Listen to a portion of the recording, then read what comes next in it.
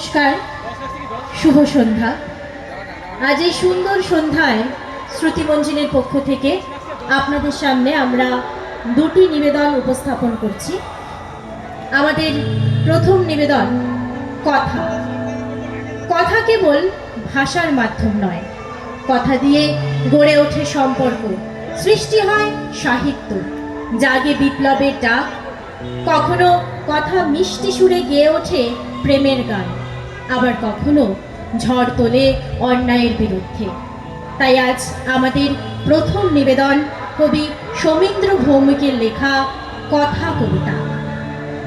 কথা টিপ টিপ, কথা ছন্দ, কথা কাটলেই কথা বন্ধ, কথা ফিস ফিস, কথা গম গম, কথা চিৎকার, কথা ঝমঝম, কথা কত্থক নাচে চিন্তা, কথা বাড়লেই বাড়ে চিন্তা, কথা কাব্যের, কথা নাটিকার, কথা পাঠকের আর পাঠিকার, কথা সৃষ্টির, কথা স্রষ্টার, কথা টান দেয় দিকভ্রষ্টার, কথা বন্যের আর বন্যার, কথা পুত্রের, কথা কন্যার, কথা ডাক দেয় রাজা পাল্টাও আর পাল্টাও দিন কালটাও, কথা ভাসছে, কথা আসছে, কথা বলছে, কথা হাসছে, কথা সুর দেয় সুরে গান গায়, কথা রং দেয় রঙে টান দেয়, কথা বিপ্লব, কথা সাম্য, কথা দিচ্ছি পথে নামবো, কথা দিচ্ছি পথে নামবো, কথা দিচ্ছি পথে নামবো।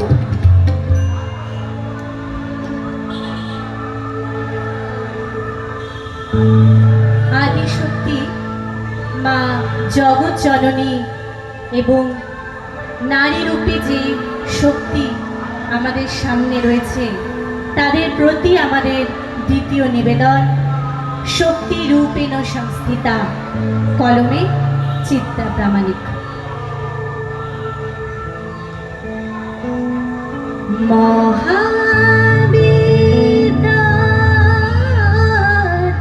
শক্তি পরমেশ্বরী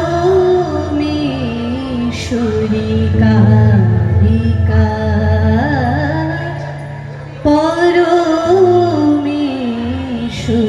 কারিকা, পরমা প্রকৃতি জগদম্বিকা,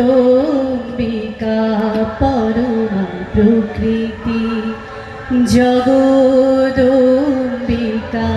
ষোড়শী কুমারী পালিকা, মহাবিদাতা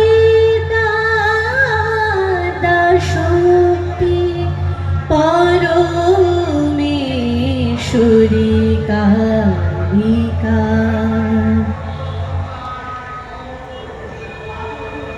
জাগো জাগো মা ত্রিশূল ধারিণী মুন্ডমালিনী, জাগো মুন্ডমালিনী পাপনাশিনী, আদ্যা শক্তি দশভুজা, চতুর্ভুজা কালী রূপিণী।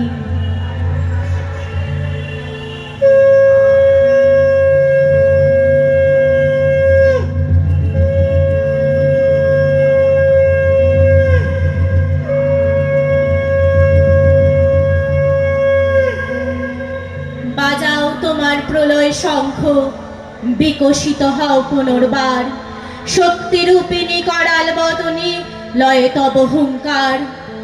মিশে যাক যত অনাচার অবিচার, ঘুচে যাক সব অধর্মের ব্যভিচার।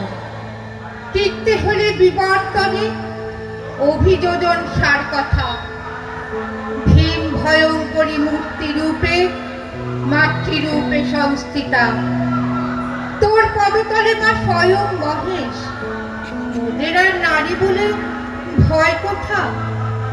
বিশ্বজয়ের স্বপ্ন দেখে নারী হলো দশভুজা, কখনো তিনি বিদ্রোহিণী, কখনো পাশে বীরাঙ্গনা।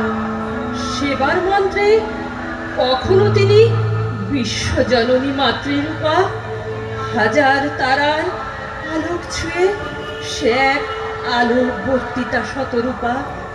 তবুও মা এ হৃদয়ের বিচারশালায় কে সে নিয়ন্ত্রক, যার নিশানে মৃত্যু পরোয়ানা পাঠায় বিচারক।